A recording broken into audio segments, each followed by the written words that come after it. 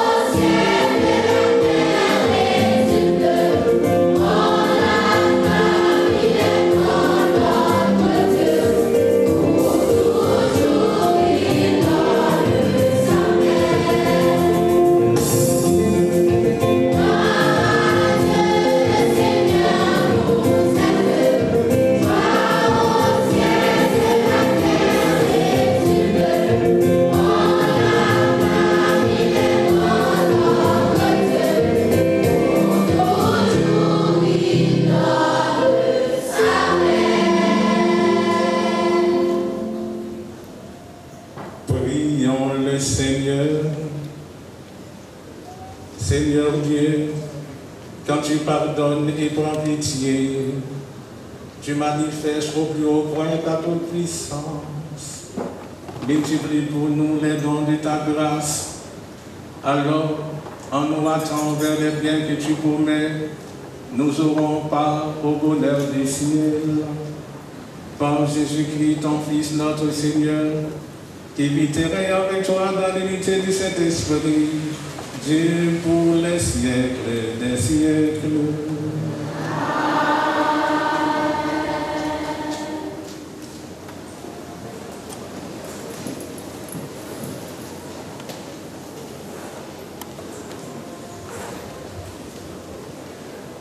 Le sens du mot prophétisé a souvent été faux dans notre esprit.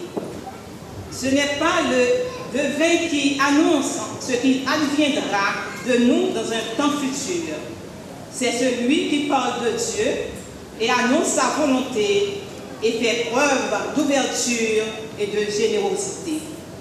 C'est ce que nous dit la première lecture tirée du livre des Nombres. Le slamisme nous rappelle que la loi du Seigneur est parfaite, qui redonne vie. Pratiquer la loi, c'est vivre de la sainteté de Dieu. Deuxième lecture, c'est un piga qui ciblait quelqu'un. Saint Jacques parlait à moun qui riche et avertit sous conséquence richesse lichita sous déchets pillés moun. C'est celle conversion qui est capable d'épargner le châtiment qui venir. En nous bien écouter. Lecture du livre des Nombres, chapitre 11, les versets 25 et 29. En ces jours-là, le Seigneur descendit dans la nuée pour parler avec Moïse. Il prit une part de l'esprit qui reposait sur celui-ci et le mit sur les 70 anciens.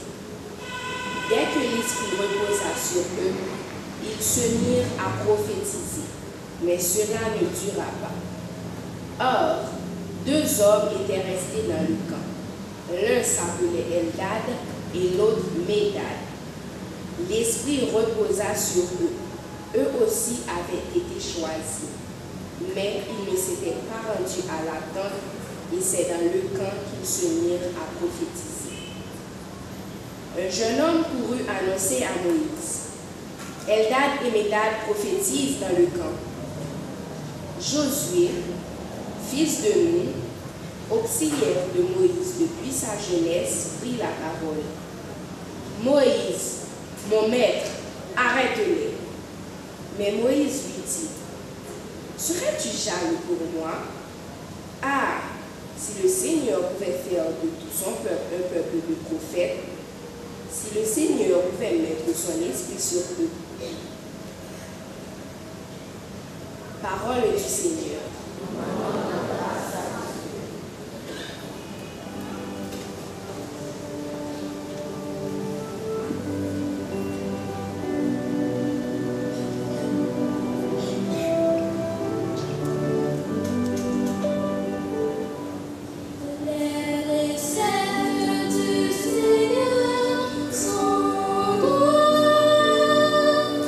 Il est jour et seul.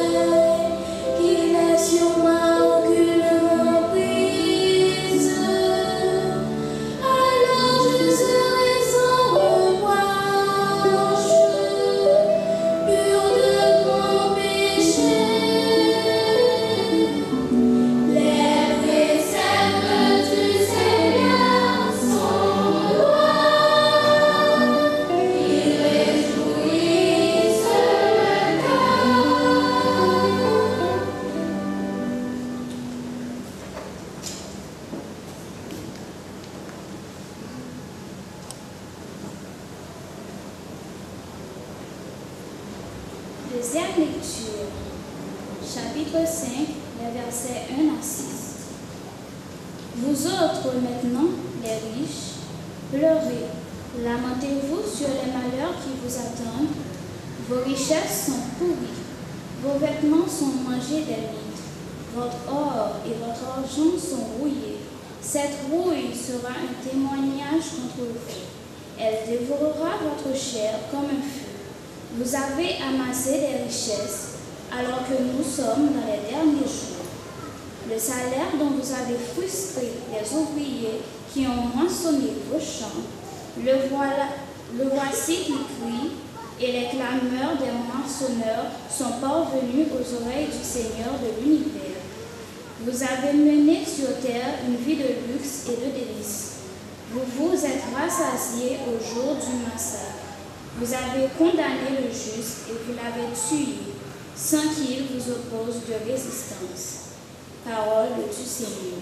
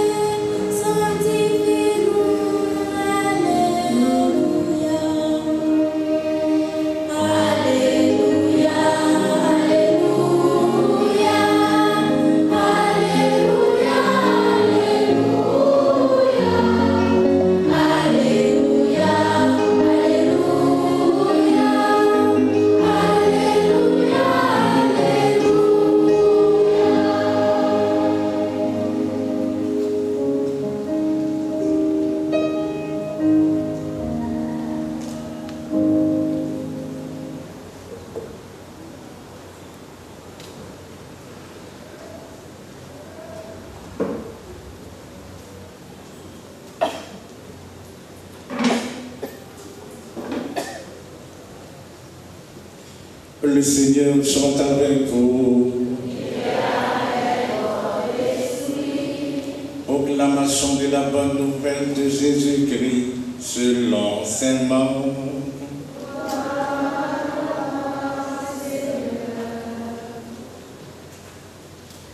Au chapitre 9 du verset 38 et suivant.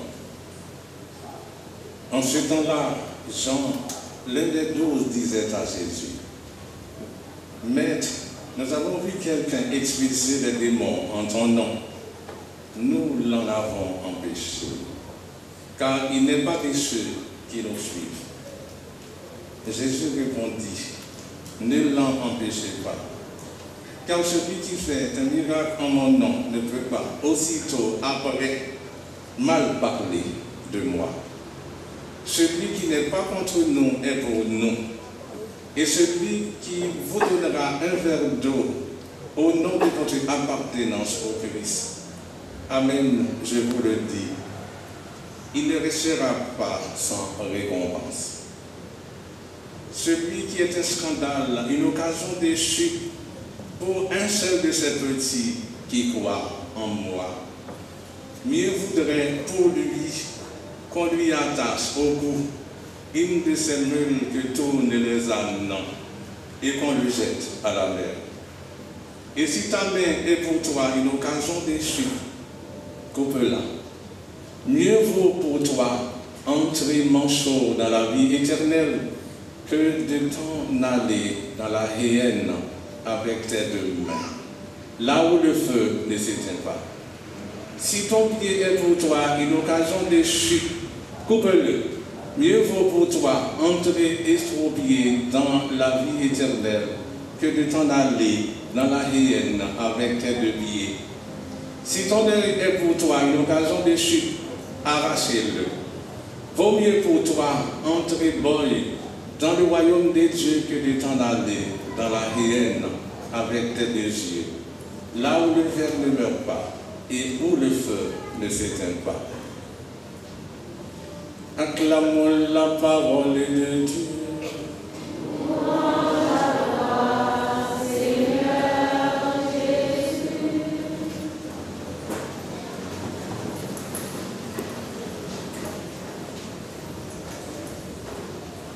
Chers frères,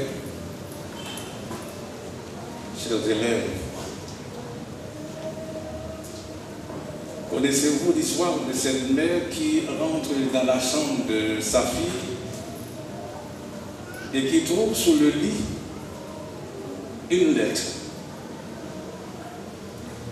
Elle imagine évidemment tout de suite le pire. Sur la lettre, il est écrit: chère maman, je t'écris pour te dire que j'ai quitté la maison pour aller vivre avec un copain que je viens de rencontrer. Nous allons former une très grande famille dans la forêt. À propos, je suis enceinte, mais ne t'inquiète pas, car même si j'ai 17 ans, et je suis certaine que mon copain m'aidera du haut de ses 58 ans. Et que nous serons heureux grâce à tout l'argent qu'il y avait à la maison et que nous avons pris pour subsister. Quelle belle lettre! Et au bas de la lettre, le post-scriptum ajoute: je te raconte n'importe quoi, maman. C'est une blague. C'était juste pour te dire que dans la vie, il y a des choses beaucoup plus importantes que mon mauvais bulletin scolaire que tu trouveras sur la table de nuit. Chers frères, il y a des paroles que, comme cette mère, nous ne voulons pas entendre, personne. Et que parfois, nous n'écoutons pas.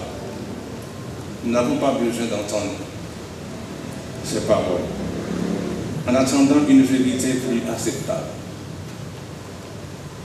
Et l'évangile que nous venons d'entendre nous confond à première vue à des paroles très dures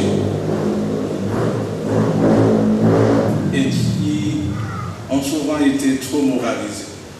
Quand j'ai lu cet évangile, cette messe, c'est une messe de l'Esprit Saint pour les élèves, je me suis dit, mais pourquoi c'est un tel texte, un tel évangile que je vais proclamer devant ces élèves? Si ton œil t'entraîne au péché, arrachez-le. Si ta main t'entraîne au péché, arrache-la.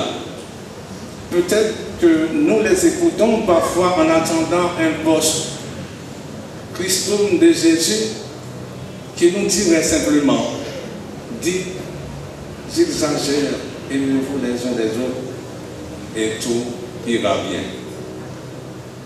Mais aujourd'hui, la radicalité de l'évangile ne doit pas nous faire peur.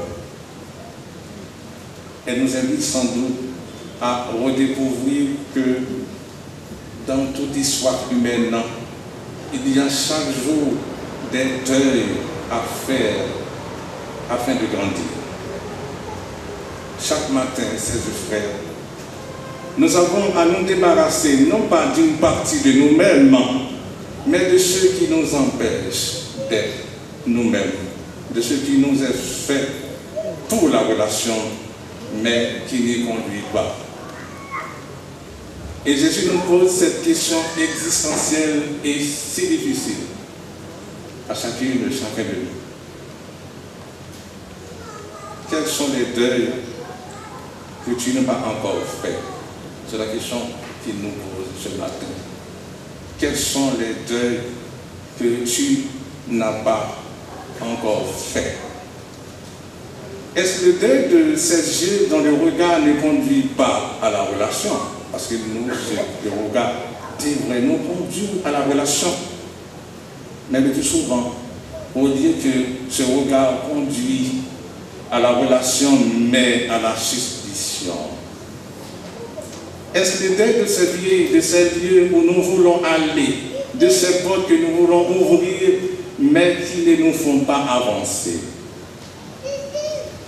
Quels sont donc les deuils qui nous restent à faire? Les deuils de tout ce qui nous empêche de nous réaliser, de créer et donc d'être pleinement humains. Oui, de créer, je dis bien de créer. Car toute création est paradoxalement inséparable d'une séparation.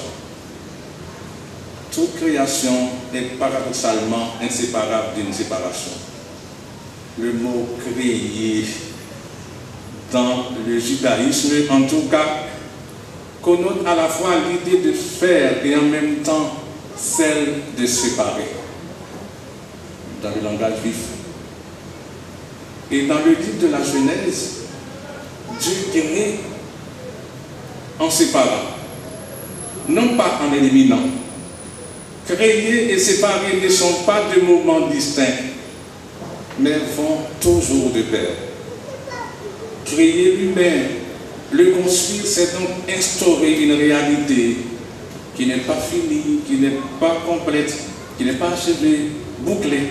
Créer l'humain, c'est faire place au manque, à certaines séparations. Précisément pour que nous fassions grandir notre liberté, notre inventivité, notre spontanéité et tout ce qui est censé nous rendre plus humains. Le message de l'évangile d'aujourd'hui pourrait donc sembler, à première analyse, simplement moral, mais il est plus profond que cela. Car il nous invite avant tout à devenir des créateurs d'humanité.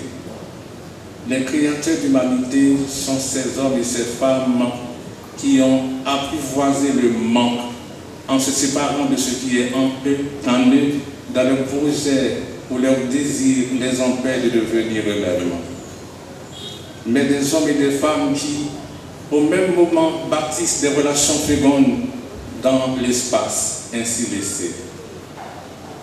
Oui, ces frères, grandir en humanité implique de faire certains deuils féconds, de prononcer des noms que nous devons parfois avoir l'audace d'affirmer pour nous-mêmes afin que nos oui gagnent de l'épaisseur.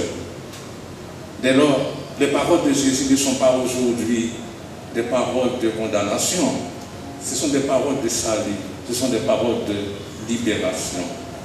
Ce sont des paroles qui nous invitent à jeter à la mer une roue qui n'aurait d'autre finalité qu'elle-même, à jeter à la mer l'humanité qui n'aurait d'autre destin qu'elle-même.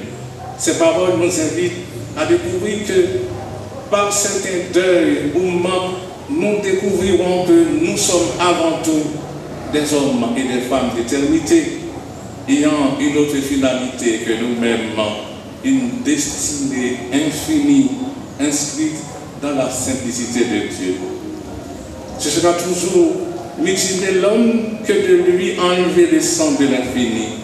Mais ce sera en séparant d'un destin fini et tourné vers lui que l'homme créa sa destinée infinie, inscrite en Dieu.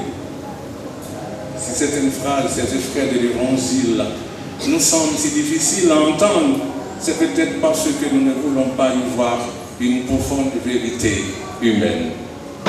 En effet, qui d'entre nous n'a pas des projets, des idéaux, des histoires, des personnes toxiques qui lui encombrent l'esprit et dont il doit se défaire pour aller à l'essentiel?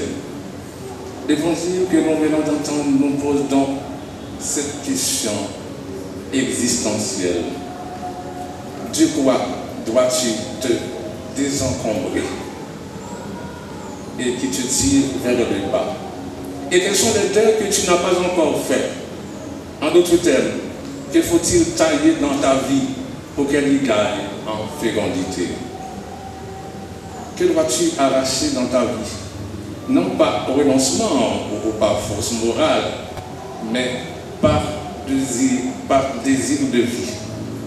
Finalement, quelle image de toi vas-tu abandonner? Évidemment, au cours de notre existence, il peut nous arriver d'hésiter, de trébucher. Le désespoir, la colère, la culpabilité ou la jalousie peuvent nous envahir, à lourdir notre cœur et rendre difficile notre marche. Mais c'est peut-être justement dans ces moments-là, lorsque nous nous sentons alourdis, qu'il nous faut séparer de ce qui nous empêche d'avancer. Parce que la taille prépare les fruits. Si ta main, c'est-à-dire ta manière de faire et d'agir, si ton pied, tous ces lieux qui t'attirent, si ton œil, tes envies, tes projets risquent de t'entraîner loin de la vie, à la périphérie de ton être, alors ne joue pas avec le feu. Ne te fie pas à ta force. Coupe-les. Alors de quoi devons-nous séparer, chers frères? C'est la question importante que nous devons poser. Nous seuls pouvons répondre à cette question. Je pense que chacune et chacun.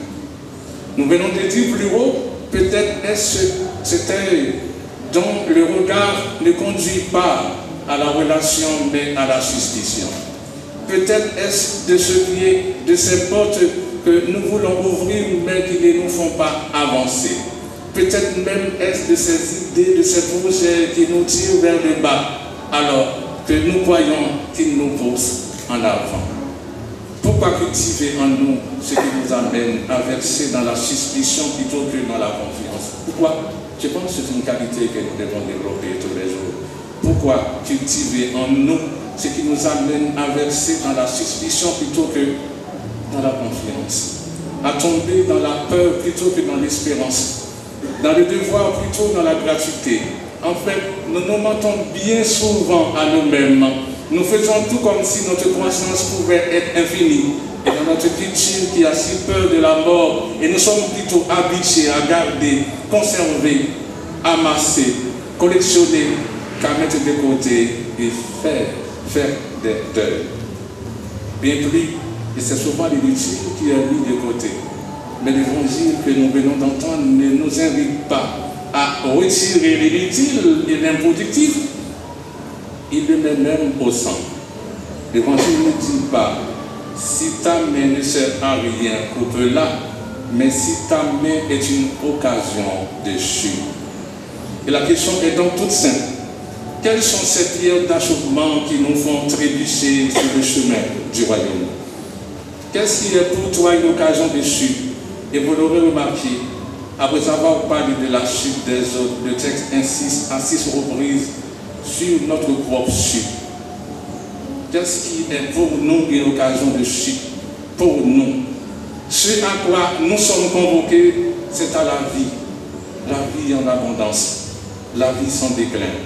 Et sur ce chemin, chaque deuil peut nous aider à faire grandir cette vie en plénitude, nous aider à surmonter notre désir de réussite pour couper court à ce qui nous tire vers le bas. Voilà ce à quoi l'Évangile nous invite. Couper court à ce qui mutile l'humain. Pour cela, il faut justement apprivoiser le manque en nous séparant de ce qui nous, dans nos projets ou nos désirs, nous empêche d'avancer. Couper court à ce qui nous tire vers le bas, c'est bâtir des relations fécondes dans l'espace, ainsi laissées par nos deuils, par nos manques. Couper court à ce qui nous tire vers le bas, c'est-à-dire certains renoncements féconds.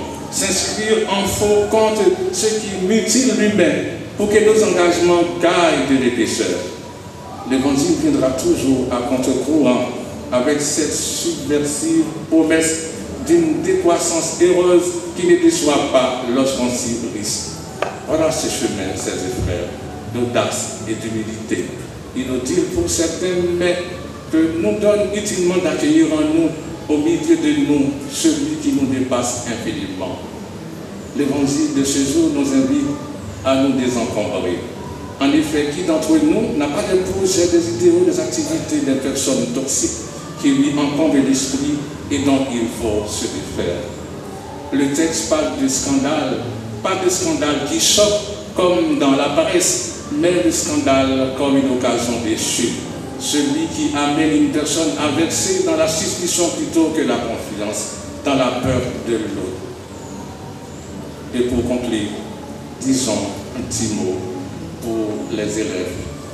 L'année scolaire donc va commencer bientôt, je pense, c'est mardi.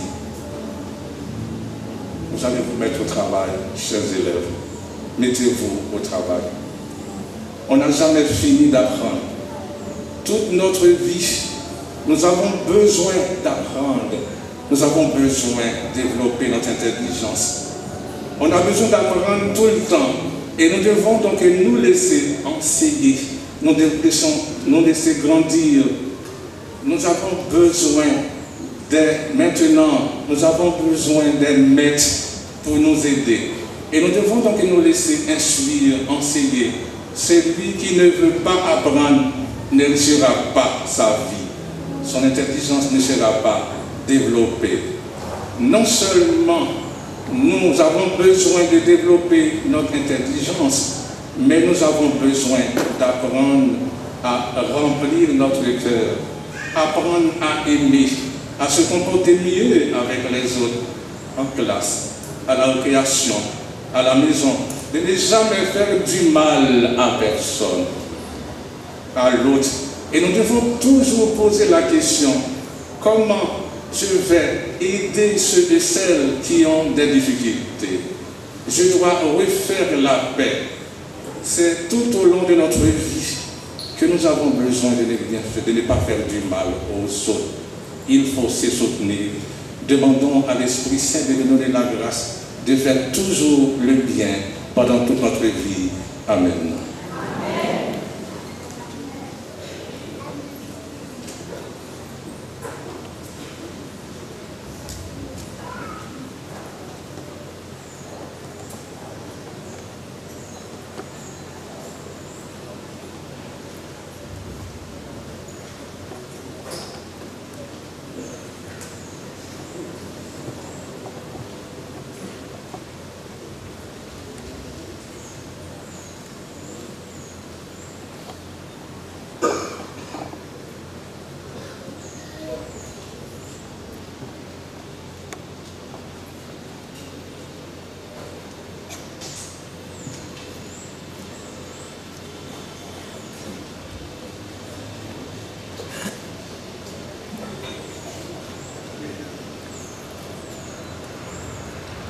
Confessons notre foi.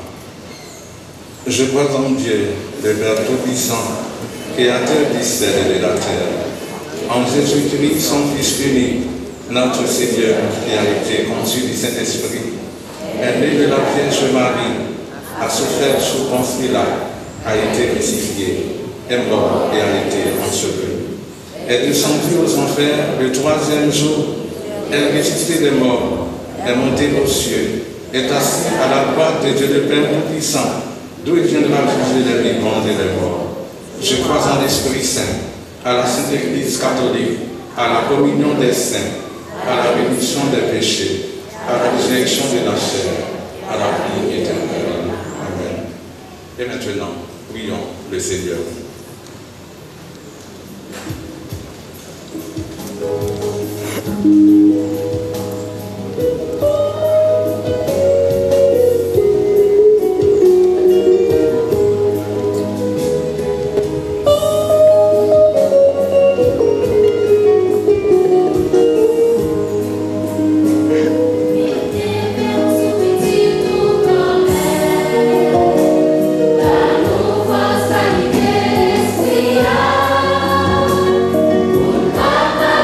Tout ça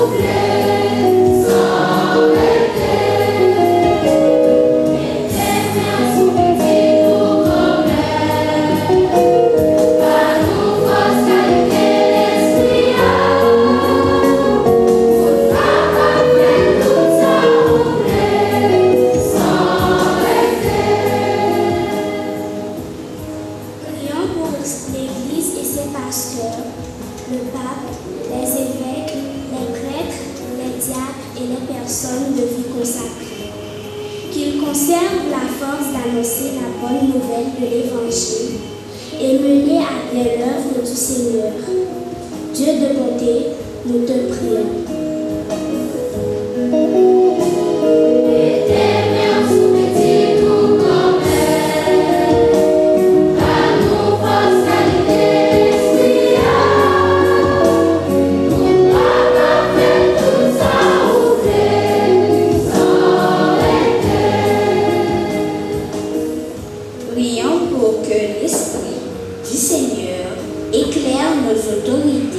Et nos responsables politiques afin qu'ils puissent prendre résolument le chemin du bien commun pour la paix, la sécurité et la stabilité en Haïti. Seigneur, nous te prions.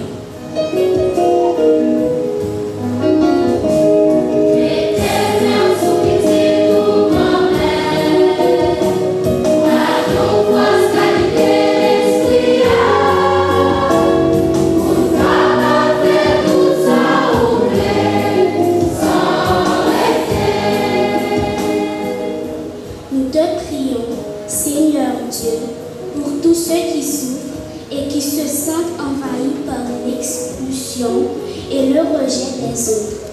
Fortifie-les et mets au bout de leur chemin des personnes accueillantes.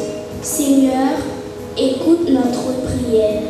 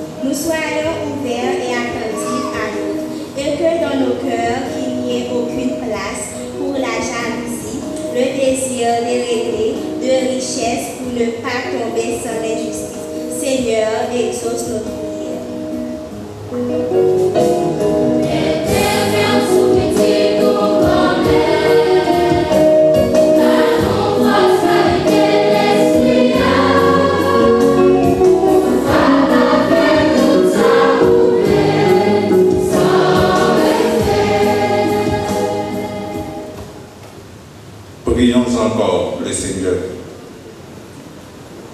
Écoute avec bonté, Seigneur, la prière que nous te présentons, terre exaucée par le Christ notre Seigneur.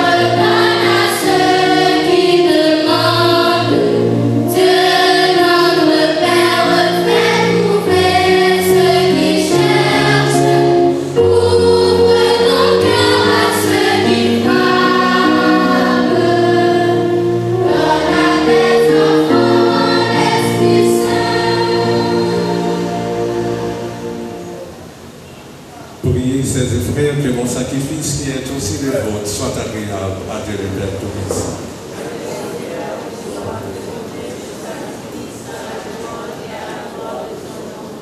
Notre bien et celui de toute l'Église. Dieu de miséricorde, nous t'en prions.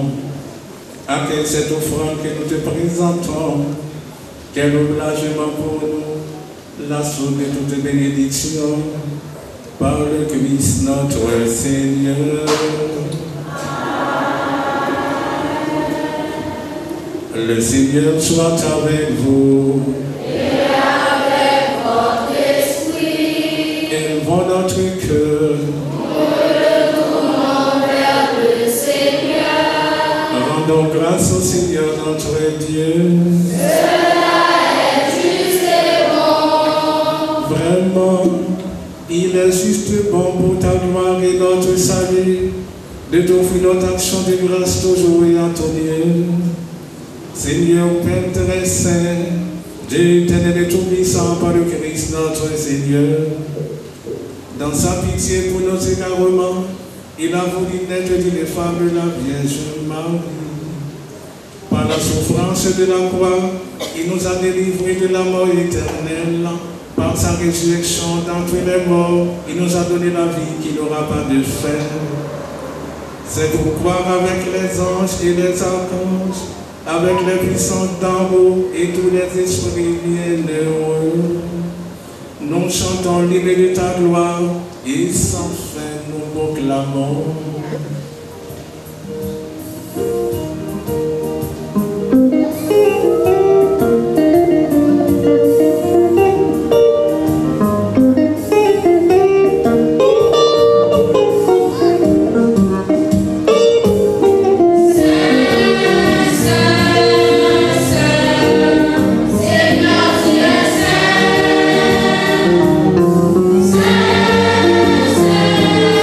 Saint,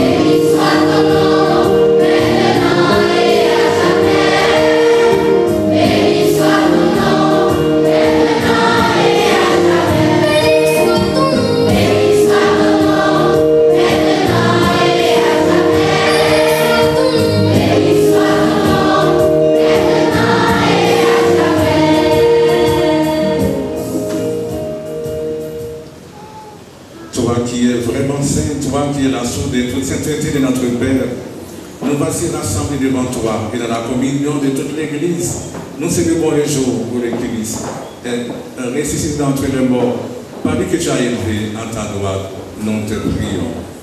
Sanctifie cette offrande en dépendant sur ton esprit, qu'elle devienne pour nous le corps et le sang de Jésus le Christ, notre Seigneur.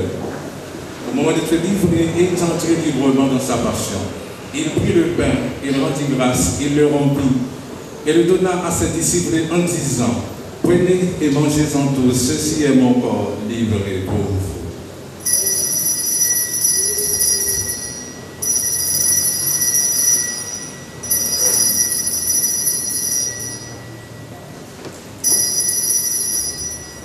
De même, après le repas, il prit la coupe, de nouveau il rendit grâce.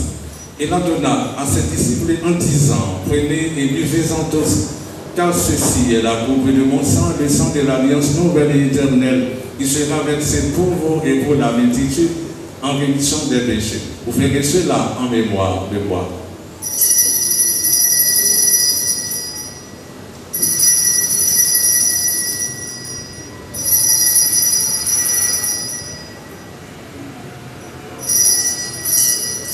Il est grand le mystère de la foi. Nous annonçons ta mort, Seigneur Jésus. Nous proclamons la résurrection. Nous attendons ta venue dans la gloire. En faisant ainsi mémoire de la mort et de la résurrection de ton Fils, nous t'offrons aussi dans le pain de la vie et la coupe du salut. Et nous te rendons grâce car tu nous as estimé digne de nous tenir devant toi pour te servir. Humblement, nous te demandons qu'en n'ayant pas au corps et au sang du Christ, nous soyons rassemblés par l'Esprit Saint en un seul corps. Sauve-toi, Seigneur, de ton Église répandue à travers le monde, fais-la grandir dans ta charité, en union avec notre pape François, notre évêque Max de Mésidor et ses évêques auxiliaires et tous les évêques, les prêtres et les diacres. Sauve-toi aussi de nos frères et sœurs qui se sont endormis dans l'espérance de la résurrection. Et souviens-toi dans ta miséricorde de tous les défunts. Accueille-les dans la lumière de ton visage.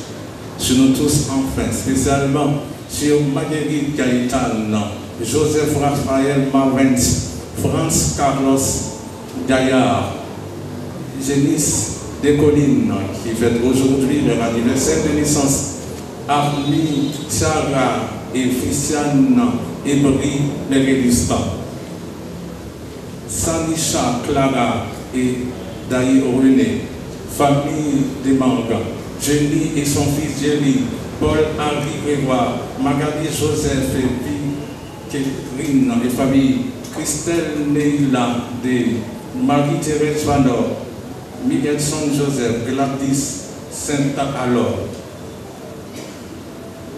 Shelty Laforêt, Rose Marlène, Mackenzie, Jean-Jacques et enfants, Jean-Claude François, Caroline Méran, Lysilis Michel Victor, Dave Sébastien Pierre Kwaku, Marie-Gerdy Morissette, Johnny Normil et famille, Vadia Métélis, Yvonne Clarence Fabrice Cassamajor, Colette Saint-Thomas, Saint-Victor, Marie de Grace Cadet et famille, Daniel Boiron, James Andral, Marie-Evelyne Morel, Marie-Françoise Mesli Mésidor et Taria Wilma, famille Gibbs, Bradley Renzi Muller et Michel Ange Métélis, Mondi Métélis Augustin et famille, Joseph, Laurette Jacques, Fatima Cadet, Christian Cadet, Ilio Cadet, Max Nicole Cadet, Jenan Desbiens,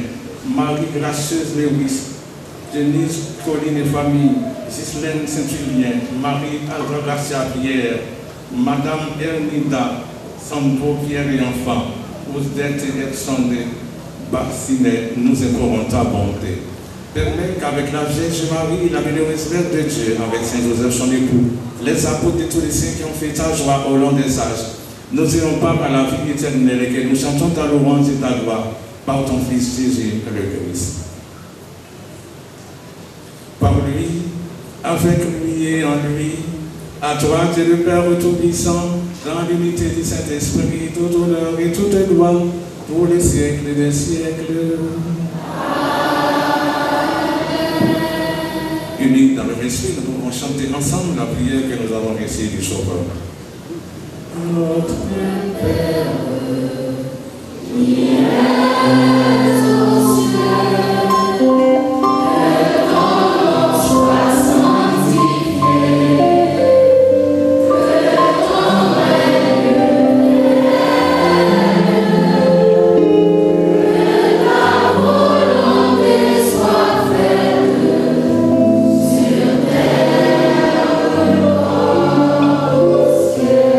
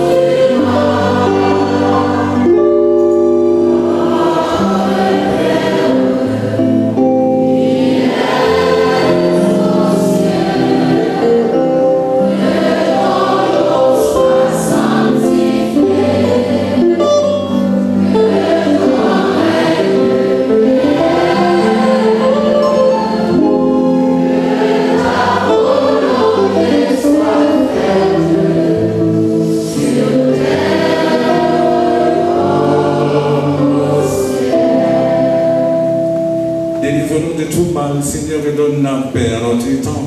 Soutenus par ta miséricorde, nous serons libérés de tout péché, à l'abri de toute épreuve. Nous qui attendons que se réalise cette bienheureuse espérance, l'avènement de Jésus-Christ, notre Sauveur.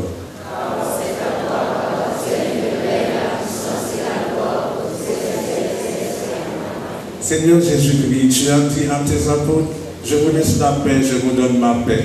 Ne regarde pas nos péchés, mais la foi de ton Église, pour que ta volonté s'accomplisse. Donne-lui toujours cette paix et conduis-la vers l'unité parfaite, toi qui miséreille pour les siècles des siècles. Amen. Que la paix du Seigneur soit toujours avec vous. Et avec votre esprit. Dans la charité du Christ, donnez-vous la paix.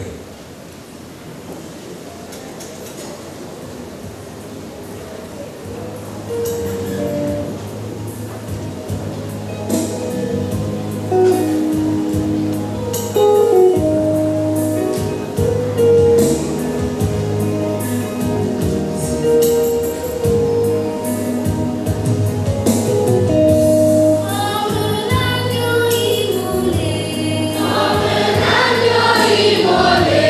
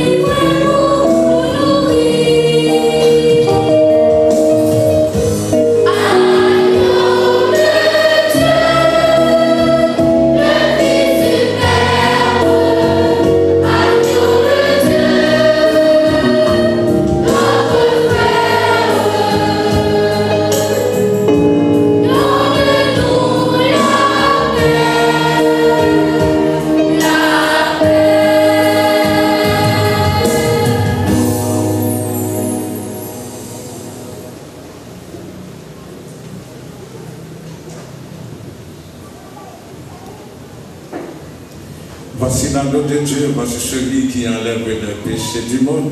Heureux les invités au repas des noces de l'agneau. Seigneur, je suis digne de te recevoir, mais dis seulement une parole et je serai guéri.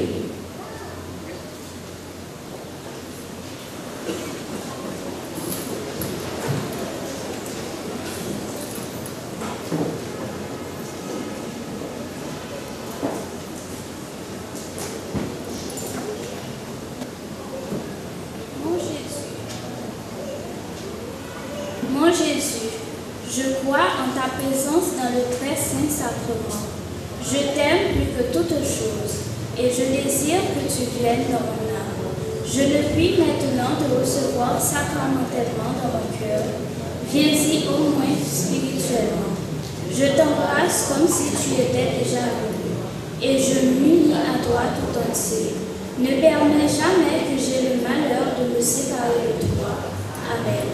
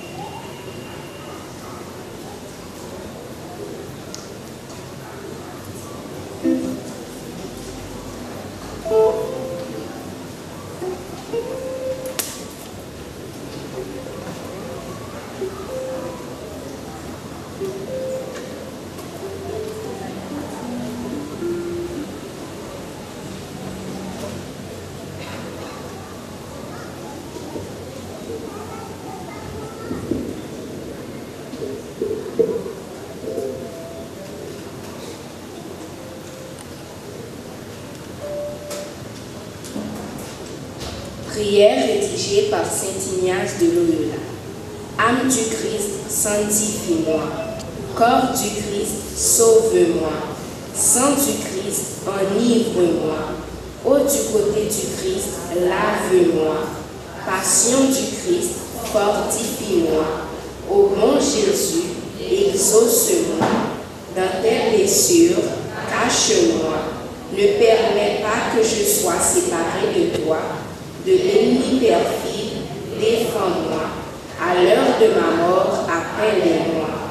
Ordonne-moi de venir à toi, pour qu'avec tes saints, je te loue, toi, dans les siècles des siècles. Amen.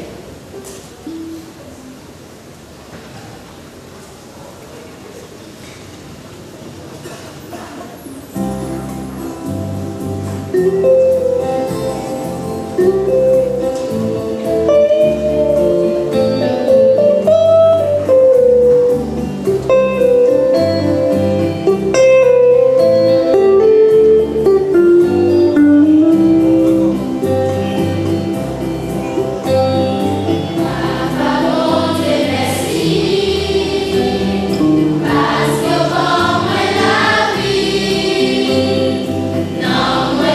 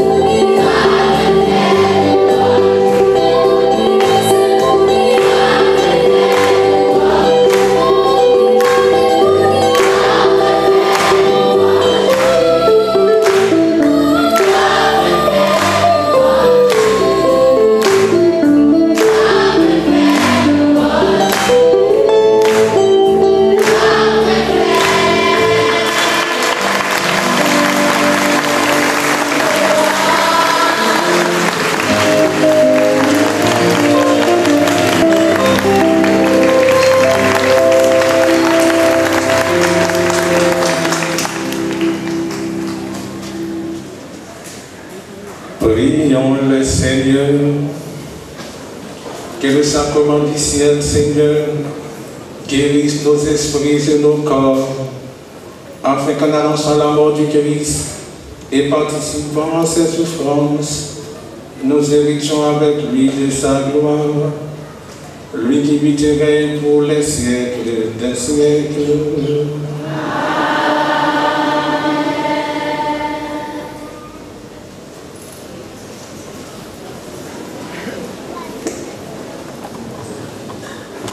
Annonce du dimanche 29 septembre 2024. À partir du mardi 1er octobre, nous avons commencé avec messe midi. Et puis chaque dimanche, a gagné 3 messes. 7h, 9h et puis 4h.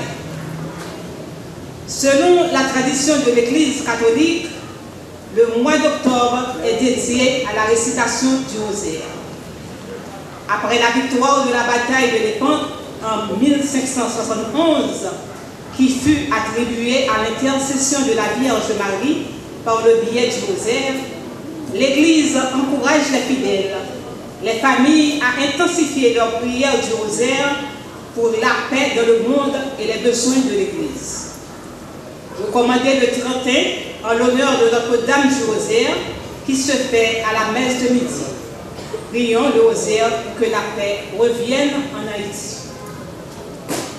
Ce dimanche 29 septembre, la messe de 9h est animée par la jeune chorale Les Pépites du Rallye. En prélude à la rentrée scolaire, cette messe est considérée a priori comme une messe à l'Esprit Saint. Nous souhaitons une bonne année scolaire à tous les élèves et étudiants. Comme chaque année, celle-ci s'annonce très difficile pour les parents et douteuse pour les enfants. Cependant, nous faisons toujours confiance à la providence divine qui ne se trompe jamais en ses desseins. Ainsi, le clergé souhaite que cette nouvelle année scolaire soit remplie de découvertes, de réussites et de moments inoubliables. Soyez curieux, persévérants, résilients et n'oubliez pas de profiter de chaque apprentissage. Bonne année scolaire. Promesse de mariage entre Osner Cadet, fils de Rigière Cadet et de Marie-Lourdes Midi, et Sophonie Bruno, fille de Renel Bruno et de Marie-Nicole Baron. Ce mariage sera célébré dans la paroisse du Sacré-Cœur de Turgeau le 26 octobre 2024 à 3h PM. Pour tout empêchement, prière avertit le clergé paroissial. À présent, les personnes qui célèbrent un événement important sont priées de s'approcher de l'autel pour recevoir la bénédiction du célébrant.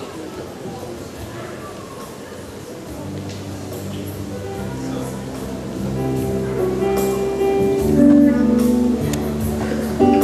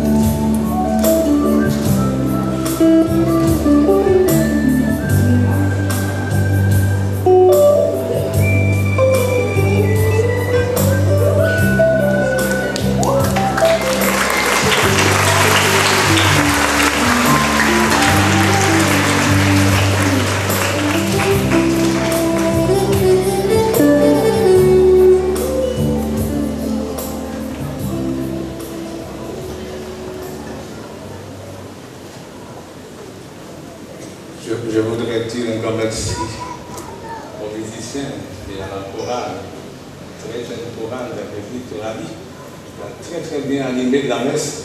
Mes félicitations.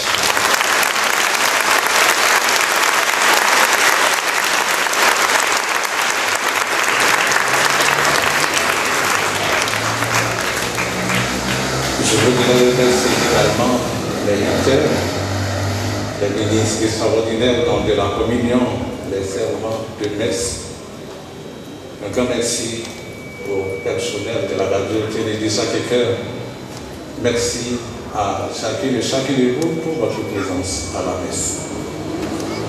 Maintenant, inclinez-vous pour la bénédiction finale. Le Seigneur soit avec vous. Et avec votre esprit. Et que Dieu Tout-Puissant vous bénisse, le Père, le Fils et le Saint-Esprit. Amen. Allez dans la paix du Christ.